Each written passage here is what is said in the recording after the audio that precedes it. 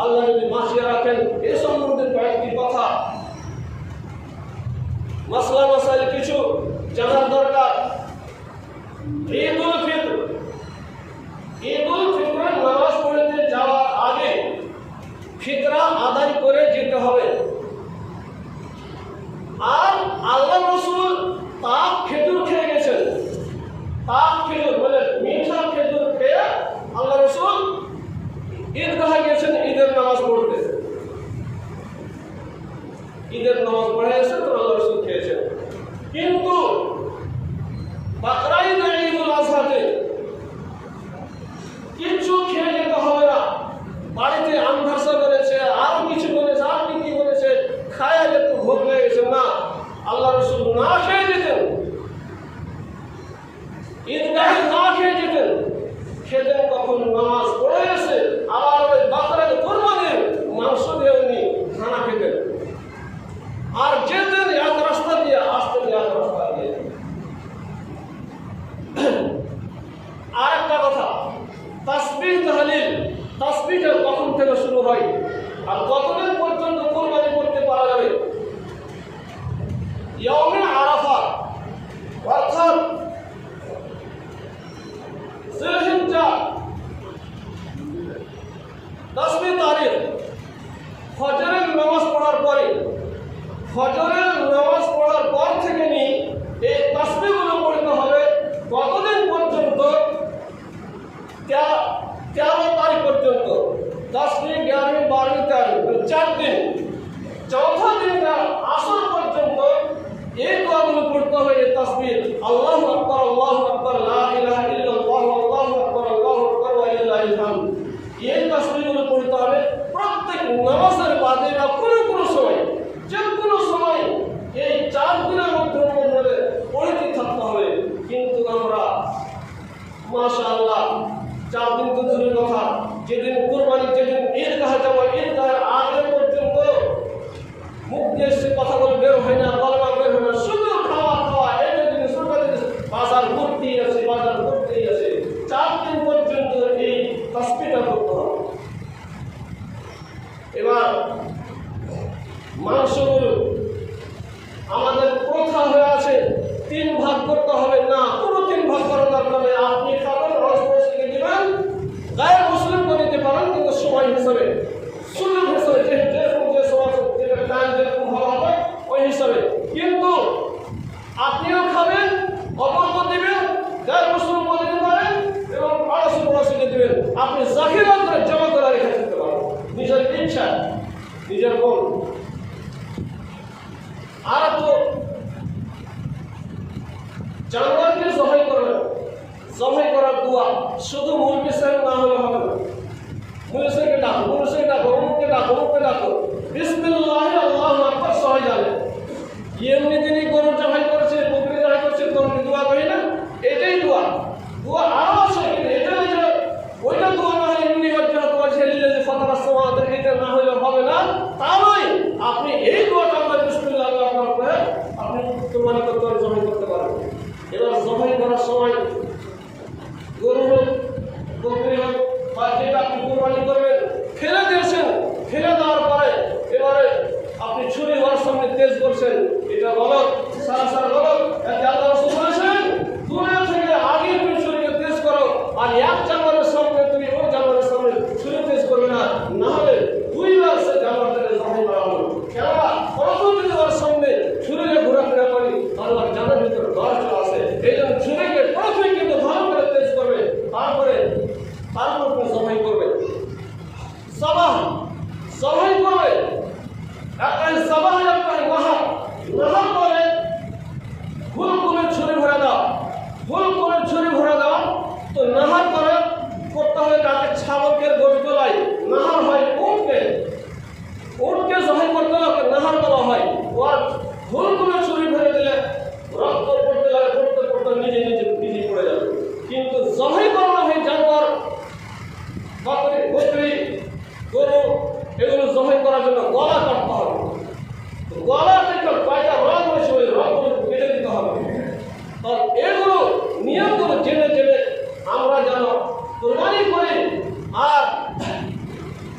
যে নিয়মগুলো প্রথাগুলো আমরা প্রচারিত করে রেখেছি, এতটি মাংস হলে এত দেওয়া হবে, এতটি মাংস হলে এত দেওয়া হবে, তার নিজের মাংস নিজে আপনি খাবেন, তাহাকে দিবেন, গরিব বাবাকে দেবেন, ফকির মিসকিনকে দিবেন, আপনি নিজে জড়ো করে খেয়ে খান। পরিবেশন করো, তাসবিহ করো,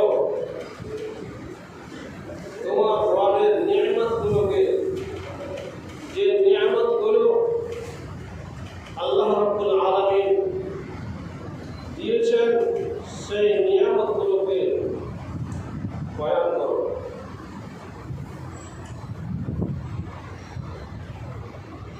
তাহলে কি কি নিয়ামত আমাদের দিয়েছেন, সেই নিয়ামতগুলো আমরা সবাই বুঝতে পারছি, অনুভব করতে পারছি, জানতে পারছি। যে নিয়ামত, যত নিয়ামত আল্লাহ রাব্বুল আলামিন দিয়েছেন, এই নিয়ামতগুলোকে আমরা বর্ণনা করতে পারবো না, গুনতে পারবো না, সুমার হবে না, তার গিনতি করতে পারবো না, কতগুলো নিয়ামত আল্লাহ রাব্বুল আলামিন দিয়েছেন, কতগুলো নিয়ামত দিয়েছেন, গিনতি করতে আমরা পারবো না। কেননা আল্লাহ নিজেই বলেছেন যে আল্লাহ রাব্বুল আলামিন নিয়ামতগুলো দিয়েছেন, ওই নিয়ামতগুলোর সম্বন্ধে আল্লাহ রাব্বুল আলামিন নিজেই বলেছেন, ওয়া ইন তা'উদ্দু নি'মাতাল্লাহি লা তুহসুহা।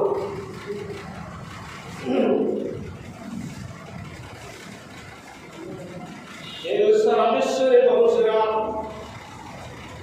সারা বিশ্বের লোক, ওয়া ইন তা'উদ্দু নি'মাতাল্লাহ, আল্লাহর নিয়ামতগুলো যদি গণনা করতে যাও, গণতি করতে যাও, এক এক গণতি করতে যাও, লা তুহসুহা, আল্লাহর নিয়ামত এত রয়েছে, এত রয়েছে মানুষের প্রতি, দুনিয়ার লোকে এত রয়েছে, তোমরা গুনতি করে করে করে সারা পৃথিবীর মানুষ একসঙ্গে মিলে মিলে আল্লাহর নিয়ামতগুলোকে গুনতি করা, গুনতি করতে করতে করতে করতে খাসতে যাবে, সারা পৃথিবীর মানুষ খাসতে যাবে, আল্লাহর নিয়ামতগুলো গুনতি করতে পারা যাবে না। লা তুহসুহা, তার কোনো সীমা নাই, তার কোনো গুনতি নাই, এত আল্লাহ রাব্বুল নিয়ামত দিয়েছেন।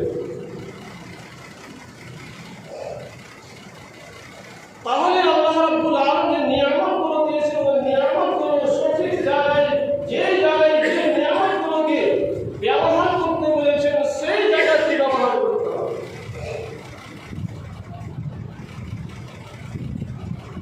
তাই আল্লাহ রাব্বুল আলামিন বলেন, ওয়া আম্মা বিনি'মাতি রাব্বিকা ফাহাদ্দিস। আল্লাহ পাক বিশ্বনবী জনাব মুহাম্মদুর রাসূলুল্লাহ সাল্লাল্লাহু আলাইহি ওয়াসাল্লামকে খিতাব করে বলেন, হে নবী, তুমি বয়ান করে দাও, তোমার রবের নিয়ামতগুলোকে বয়ান করো, তোমার উম্মতের প্রতি বয়ান করো।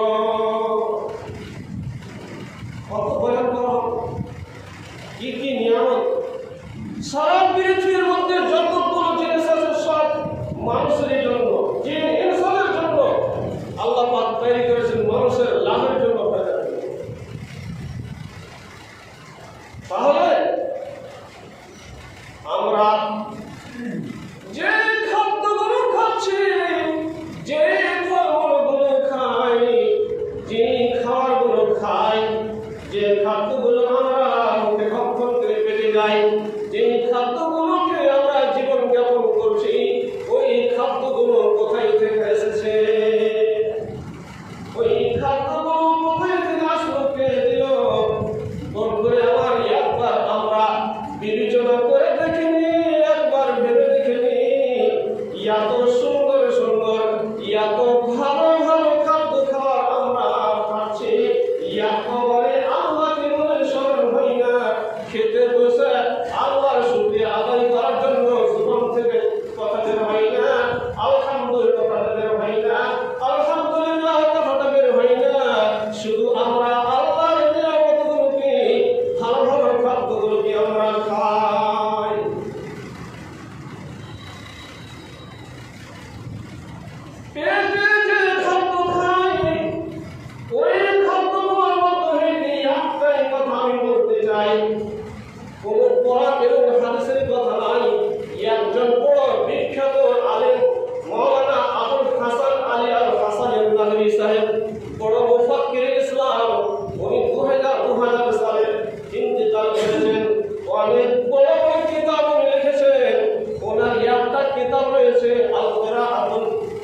রাশিদা, ওই আল কিরাতুর রাশিদা আরবি কিতাব, ওই কিতাবটাতে উনি লিখেছেন মানুষের জন্য, এর মানুষ তোমরা যে খাদ্যগুলো খাও, ওই খাদ্যগুলো খাওয়ার পরে তোমার প্রতি এটা জরুরি হয় না তুমি খাওয়ার পরে আল্লাহর শুকরিয়া আদায় করবে।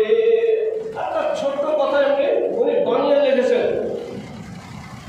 শব্দটার নাম কিসরাতুল মিনাল খুবজ, রুটি का एक टुकड़ा। এই রুটি যে আমরা খাচ্ছি, রুটি খাচ্ছি, রুটি বলছে ওরে আমার বান্দা, আমি তোমাদের কাছে কেমন ভাবে আসলাম, কেমন করে আসলাম, আমাকে খেয়ে তোমরা নিজের জীবন তো তোমরা মিটাও, আমি কেমন ভাবে আসলাম তোমাদের কাছে।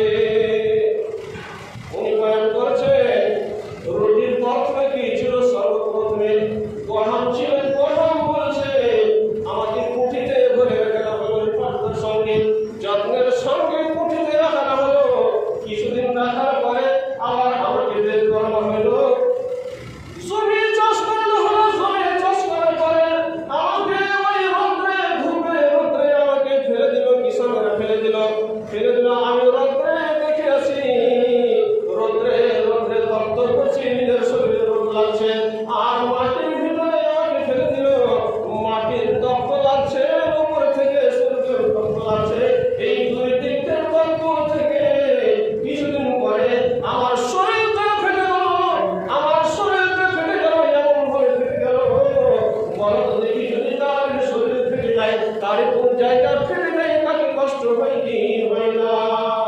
গহম করেছে আমি 4 দিন 5 দিন ধরে মাটির ভিতরে সন্ধিয়ে থাকলাম, আবার কিছুদিন পরে আমার শরীর ফেটে আমার অঙ্গ থেকে একটা এরকম ভাবে একটা পাতা বের হলো। কে বলছে? রুটি বলছে আমি কেমন ভাবে বলের কাছে আসলাম, আমার জীবনে শুধু কষ্টই কষ্টই, শুধু কষ্টই কষ্টই তোমার লাভের জন্য, আল্লাহর হুকুম আল্লাহর আদেশকে মানার জন্য বলছে রুটি, গহম বলছে আমি বের হলাম, এবার দেখছি ধীরে ধীরে ধীরে কয়েকদিন পরে আমি বড় হলাম, বড় হওয়ার পরে দেখতে পাই রোদ লাগে আমার শরীরে, রোদ লাগে, কখনো পানি লাগে, কখনো হাওয়া লাগে, এরকম করতে করতে আমি বড় হলাম, বড় হয়ে যাওয়ার পরে আবার কিছুদিন পরে আমার ফলগুলো আমি যখন পেকে গেলাম, তখন কিষান যে একটা কায়দা নিল, কাজটা নিল, নিয়ে যে আমাকে কেটে নিয়ে আমার শরীরকে কেটে দিল, আমার পাকে কেটে দিল, কেটে নিয়ে এসে নিজের বাড়িতে খোলানোর দিকে নিয়ে চলে গেল, আমার খোলাতে থাকলো, মনে থাকলো, এগুলো শুধু কষ্টই আমার জীবনে।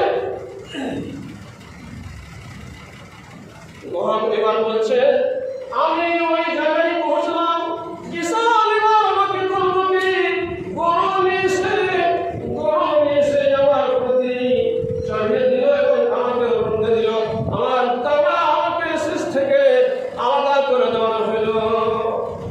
সংক্ষিপ্ত টপকে যাচ্ছে তোমরা সে রুটির টুকরোটা বলছে হে বান্দা বান্দি, আমি তোমাকে, তুমি আমাকে খেতে যাও, আমি তোমার হাতে পৌঁছেছি কিভাবে, এমনি চলে এসেছি না, কতগুলো কষ্ট আমি সহ্য করেছি, করতে করতে তোমার মুখে দেওয়ার জন্য, তোমার পেটকে শান্তি করার জন্য আমি এসেছি। রুটির টুকরো বলছে আমি এরকম ভাবে আমি আসলাম, বাড়ি এসে আমাকে কিছুদিন শুকাল, আবার রোদ্রে শুকানোর পরে আবার আমাকে মিল লাগানো হলো, জাঁতাতে আমাকে চাকরিতে আমাকে পিছানো হলো, চাকরিতে পিছানো হলো, আর পিছানোর পরে আটা হলাম, পাতলা পাতলা হবে, আটা হওয়ার পর দেখি আমার সমস্ত দেহকে পিছে দেওয়া হইল, আমাকে কি কোনো কষ্ট হয় না, আমাকে কোনো কি দুঃখ হয় না। এবার যখন আটা হওয়ার পরে আমাকে কিছু মেয়েরা স্ত্রী জামরা দিল, একটা গামলাতে আমাকে রেখে দিয়ে আমার পানি দিয়ে আমাকে আটা তৈরি করে দিল, আটা সেনে সেনে